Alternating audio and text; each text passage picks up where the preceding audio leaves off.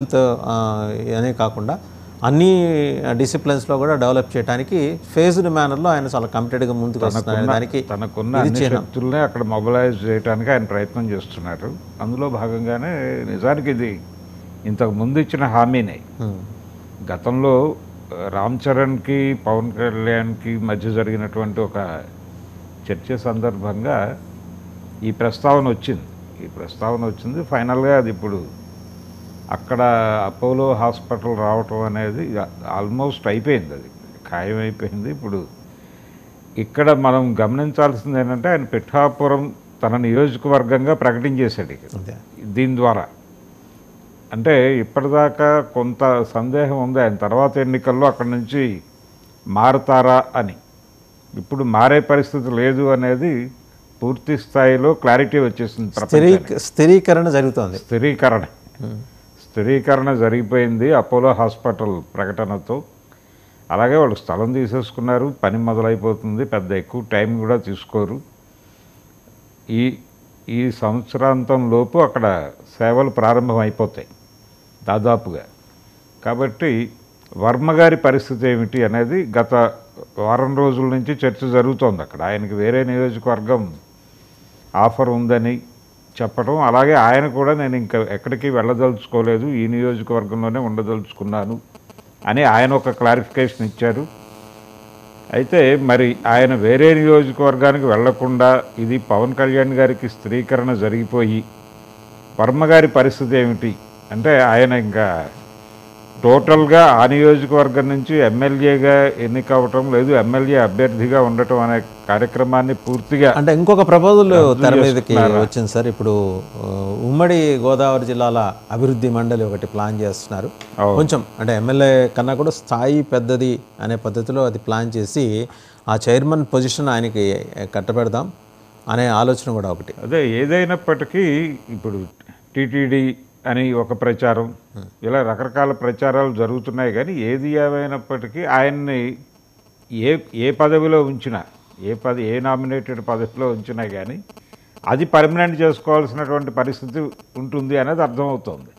అంటే నియోజకవర్గం ఆయనకి లేదు, ఇక నియోజకవర్గం లేదు. ఆయనేమో ఇంకో నియోజకవర్గానికి మారే ఆలోచనల్లో లేను అని చెప్పాడు. దాని నుంచి ఆయన టోటల్గా ఎమ్మెల్యే వర్మగా ఇక మనం ఆయన్ని చూస్తామా చూడమా అనేటువంటి ఒక సందేహం ఇప్పుడు జనాల మనసులోకి వచ్చేసింది ఈ అపోలో ప్రకటన ద్వారా. వర్మ గారి పరిస్థితి ఏమిటి అనేది ఇక్కడ ప్రశ్న. పవన్ కళ్యాణ్ ఆల్రెడీ గతంలో అక్కడ ఇల్లు తీసుకున్నప్పుడే చాలామంది మాట్లాడారు. ఆ రోజునే ఆయన స్పష్టంగా చెప్పాడు, నేను కాన్సన్ట్రేట్ చేయబోతున్నాను నా నియోజకవర్గం మీద.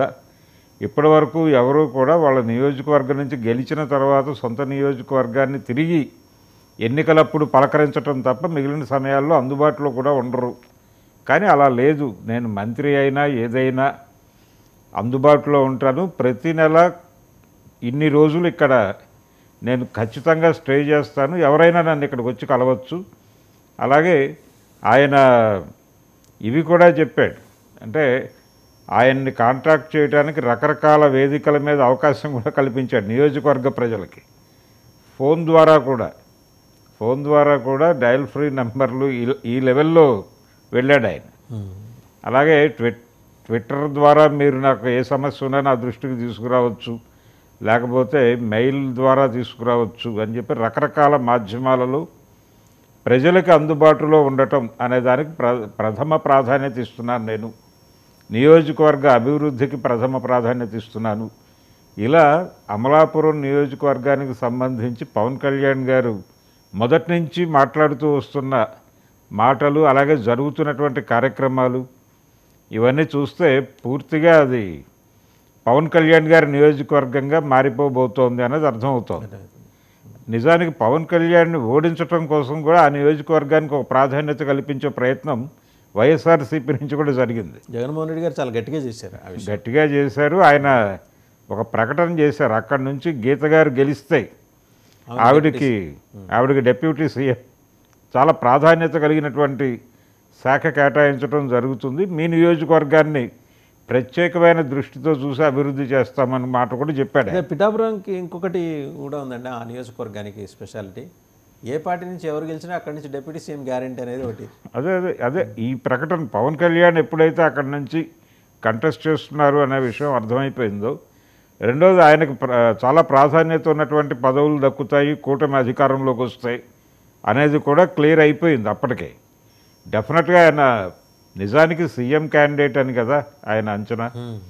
ఒకవేళ ఏ కారణం చేతైనా ఆ రోజున ఆయన మద్దతు ప్రకటించిన నాటి పరిస్థితులు, వీటన్నిటి నేపథ్యంలో ఆయన చాలా కీలకంగా మారారు. కూటమి డిజైనింగ్లో ఆయనది కీలక పాత్ర కాబట్టి ఖచ్చితంగా ఆయనకు ఒక ప్రాధాన్యత ఉన్నటువంటి పదవి ఇస్తారు అనే దాంతో పాటు ఆయన ప్రాతినిధ్యం వహించేటువంటి నియోజకవర్గ అభివృద్ధి మీద కూడా ప్రభుత్వం ప్రత్యేక శ్రద్ధ పెడుతుంది అనేది అప్పుడు వినిపించినటువంటి మాట. ఇప్పుడు కనిపిస్తున్న వాస్తవం ఏంటంటే, ఈ ప్రభుత్వం నుంచి వచ్చేటువంటి కార్యక్రమాల కంటే కూడా తను పర్సనల్ లెవెల్లో, కుటుంబం నుంచి తన పర్సనల్ లెవెల్లో ఏం చేయగలడో అవన్నీ కూడా చేయటానికి ఆయన సర్వశక్తుల్ని మోహరిస్తున్నాడు అక్కడ.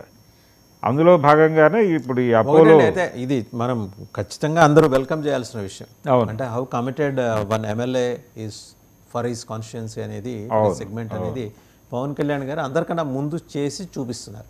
అవును, మిగిలిన వాళ్ళందరికన్నా ముందు పార్టీలకు అతీతంగా మాట్లాడుకోవాలి ఇక్కడ మనం. అవును. ఆయన జనసేన రెండోది ఆయన ఇంకొకటి, పవన్ కళ్యాణ్ ప్రస్తుతం తన గెలిచినటువంటి ఎమ్మెల్యేలు వాళ్ళ నియోజకవర్గాలకు సంబంధించిన వ్యవహారాల మీద కూడా రెగ్యులర్గా, అంటే